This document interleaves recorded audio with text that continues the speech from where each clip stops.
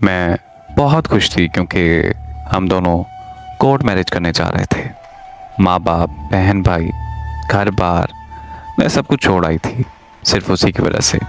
उसने मुझे बोला कि तुम यहाँ रुको, मैं वकील से बात करके आता हूँ। सुबह से शाम होने को आई और शाम से रात, लेकिन वो शख्स नहीं आया।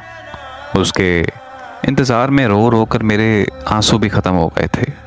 रात बहुत होने लगी थी पर वो आ ही नहीं रहा था। फिर मुझे समझ आया कि जिसके लिए मैं सब कुछ छोड़ कर आई हूँ वो मुझे ही छोड़ गया है। मैं खुदकुशी करने ही वाली थी कि एक औरत ने मुझे रोक लिया। वो औरत मुझे अपने घर ले आई, मुझे खाना दिया और फिर उसने मुझे गले लगाया।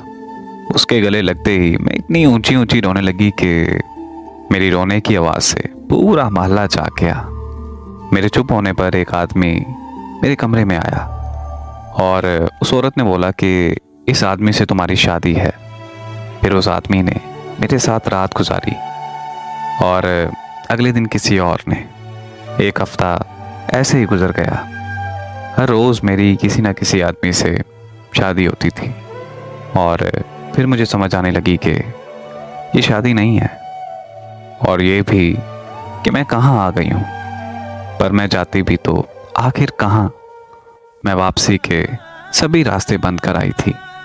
मेरी ज़िंदगी तो जैसे मुकम्मल तौर पर बर्बाद हो चुकी थी और आज मेरी यही ज़िंदगी है। पता नहीं मैं क्या कर रही हूँ, क्यों कर रही हूँ, मुझे कुछ समझ नहीं है।